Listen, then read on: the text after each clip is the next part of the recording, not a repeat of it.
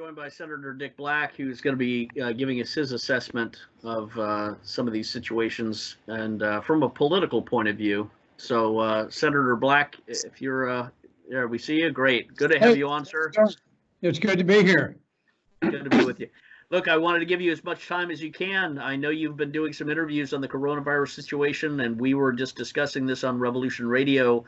There's so many elements of this. There's the bioweapon potentiality of this is a Chinese weapon or a weapon the United States has preemptively maybe used on China as preparation for a military situation.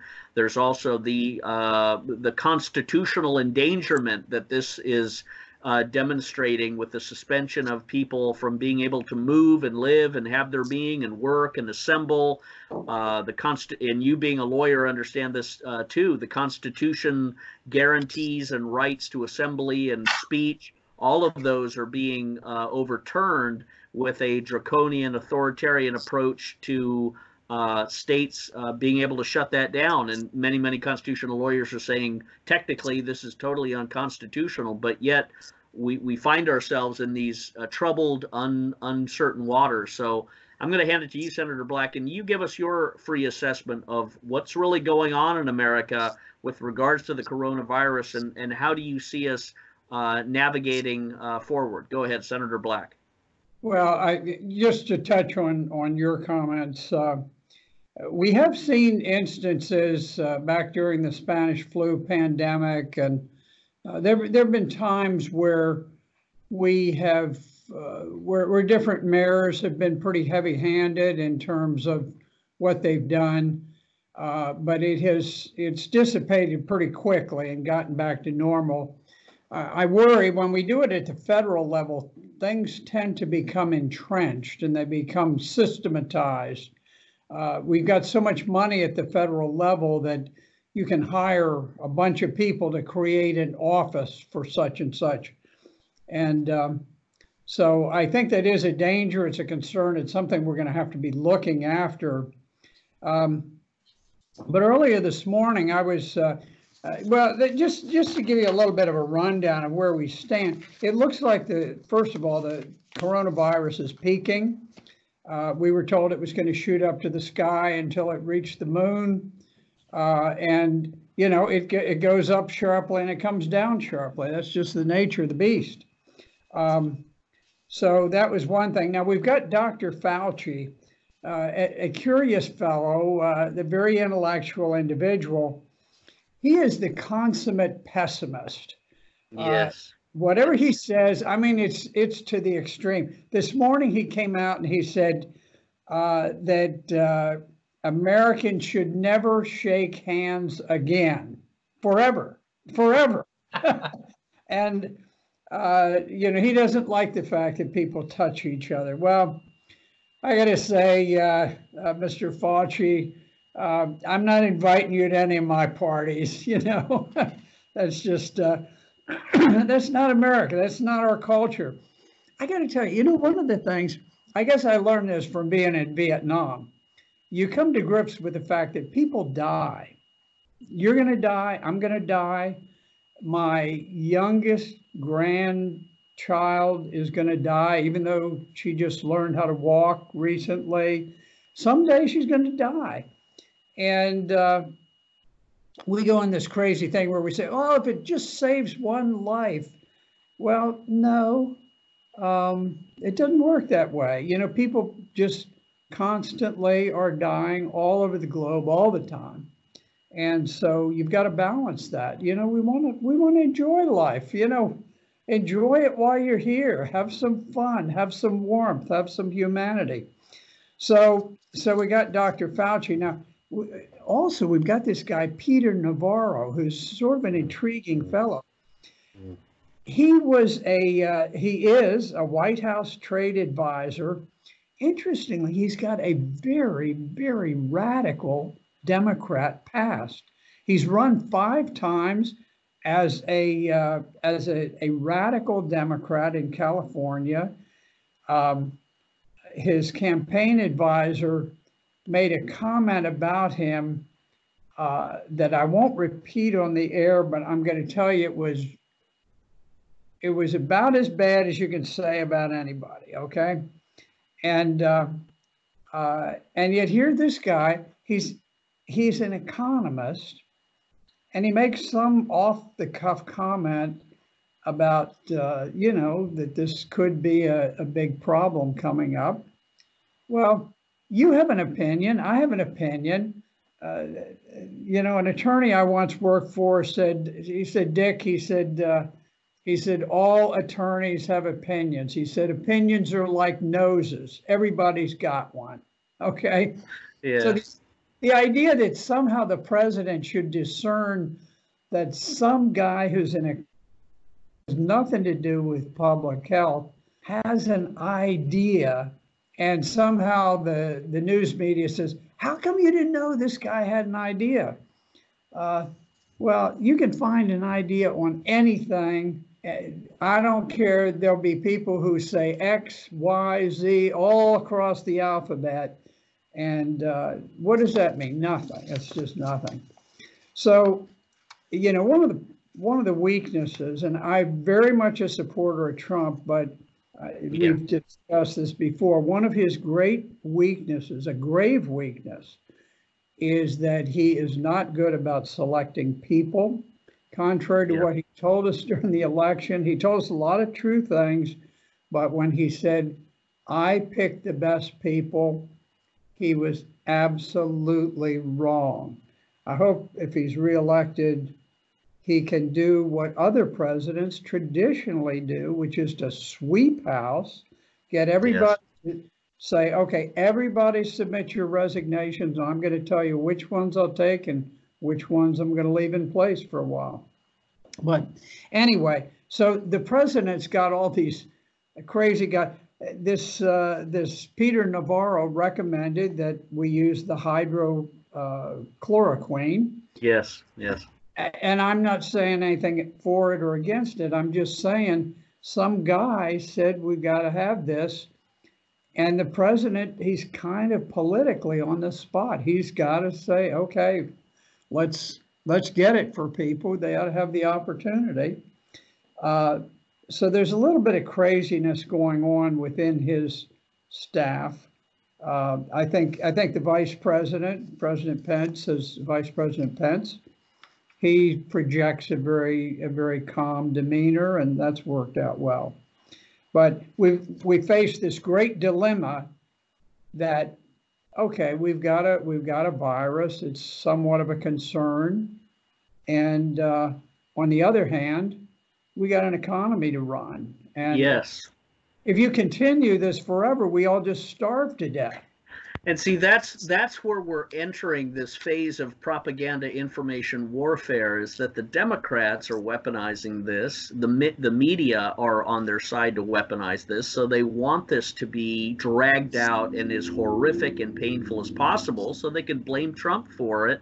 They can blame Trump for doing everything they recommend he do. We know how Democrats are.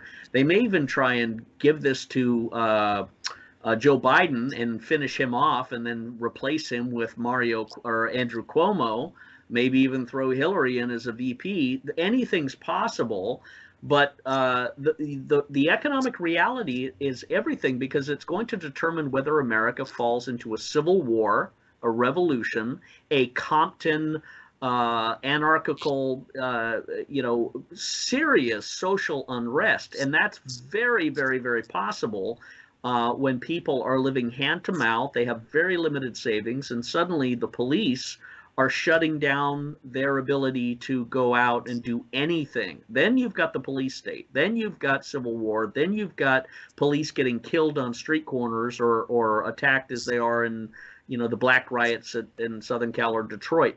Anything is possible. And the only way to stop this is for Trump, I think, to open up the floodgates, say we're all going back to work. People who are sick or can't work or of a certain vulnerability need to stay at home. They can take whatever vitamins, nutrients, chloroquine, the other aids and supplements, but we cannot stop, because the cure is not going to be worse than the disease. We cannot stop the American people from exercising their constitutional right to live and to work and to contract. And if he stops that, if he continues This thing, they've already said, the Democrats, this will go on for 18 months. This will go on forever. And they want that. And we can't allow that. And I'll let you comment on how you see America descending into this sort of chaos civil war, or is Trump smart enough to kind of guide us out of it and avoid a bullet? Go ahead. Yeah, let me just go through something. I was asked this morning a question about, you know, do you think that Trump has acted quickly enough, or, you know, was he too slow, or so forth? And I started going through the timeline and doing some research to see what's going on. You know, it wasn't until January the 11th that China reported the first case. And they didn't exactly know what it was, but they said, you know, this is something different that's going on here. And the President of the United States, we caught one case. It come over from Wuhan, and it came over to the United States on January 21st. It's amazing. Trump declared a national health emergency 10 days after the first case. Some guy with sniffles comes in. Now, meanwhile, we've had 1,000 people die of the flu, but he was perceptive enough to say, okay, this is going to be an issue. He declared a coronavirus emergency 10 days after that first case developed. Now, then what happens, on the same day he did that, he blocked entry from China, which is where all of these cases were coming from. There was you know, it was beginning to explode in China, and he cut it off right there on January the 31st. Now, here, this is interesting. On February the 4th, after the president cut off flights from China, the New York Times ran a front page editorial, and they said, racism is at the heart of Trump's travel ban. So right away, they're, okay, let's get him. Let's rip some flesh from his bones. So the first death that occurred in the US was February 29th. And so this is 29 days after the president has already declared a health emergency. We had the very first death. A month before, he's got an emergency, and a month before he cuts off flights from China, which turned out to be a very wise move. And then very shortly after the first death, within the two weeks, he cuts travel from the UK, and he cuts travel from Europe. And then even after this, even after we've had the first death, almost a month after we've had the first death, the New York Times says, is our fight against coronavirus worse than the disease? And they recommended herd immunity. Now, I don't entirely disagree with what they're saying. What I disagree with is the fact that now these same people go back and they said, well, Mr. President, you didn't do enough back then. Well, the liberals at the time were saying he's doing too much. He's a racist for doing it. He ought to be doing it some different way. And but you look, you know how things work in Congress. Things plod along, sometimes years and years. So here he is, and within 2 weeks after he's declared a health emergency, or rather within 2 weeks after the first death, we passed the first emergency bill through the House to address the issue. And then 4 days later, we pushed through a $2 trillion emergency coronavirus spending bill. And we provide sick leave, free testing. We prop up small businesses in a huge way.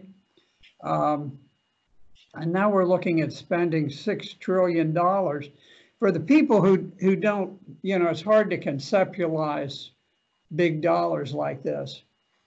We've fought in the Middle East for 30 years now. haven't achieved a single thing, as you know, not a single thing that warrants, $50 investment. That's right. And yet we have spent $6 trillion over 30 years. That's the amount of money that we are spending in a period of months in the United States to bail this out. So whether you agree with it or not, anybody who says, well, he's not doing enough, give me a break. I mean, what else is he supposed to do? Yeah. He'll have a lot of positive public support. The American people are intrinsically behind him. They recognize his strength and his honesty and his exuberance. So this will only go to boost him more. Everything the Democrats have thrown at him and try and do, he's going to defeat. And this virus is not a walking zombie virus. People don't drop dead and die if they're 15 or 25 or 35 or 45. It's usually something of a very, weakened immune system. And people know that. And at the same time, they are more concerned about going out and working and living and they're willing to risk it because they have to feed their children. This is what people, and I want to transition to Governor of Virginia, Northam, and you were a state senator in Virginia. In Virginia, Governor Northam seems to be engaged in some very authoritarian lockdowns and crackdowns, and I'm wondering, are we witnessing a political tyranny to try and make life so unbearable and blame it on Trump? How do you see the Virginia governor and the political demonization of this evolving? Well, Virginia has undergone a dramatic revolution. We went from being a very fiscally prudent, fairly conservative state, probably as well run as any state in the nation. And then the Democrats took over the House, they took over the Senate. They've got a Democrat, governor, lieutenant governor, attorney general. And they began pushing through the most radical legislation they could imagine. They've gutted fiscal responsibility. They're increasing taxes all over the place, which will eventually threaten pensions. They've made it possible for government workers to strike, that is the death knell of every pension system in the nation. It always has been. So they're very irresponsible. And at the same time, they cracked down. They tried to take away guns. They got a big backlash. Guns, there have been lines of people buying guns because they know when people are trying to take away your guns, they're about to unleash criminals on you. And they have already started releasing criminals from prison early, because it just shows that liberals do not care in the slightest about the American people, the working class people, whether it's people who work as waitresses, people who collect your garbage, people who, whatever they do, carpenters, bricklayers, all of these people, they don't care. They do care about criminals. They love criminals. And so they're willing to send them out. And at the same time, they'll do everything that they can to take away your ability to defend your home from the burglars that they're releasing from prison. So I'm seeing that kind of thing going on in Virginia. Institutionally, it's taken them a little bit of time to put it over the top, but they're in the process of destroying a very fine state here. Yeah, you hit on a very, very powerful opportunity. We communicate with people in the White House and elsewhere about the president's decisions and what he needs to do, and we're in complete agreement. Of course, the president sadly has been surrounded by, I think, traitors and opportunists and parasites.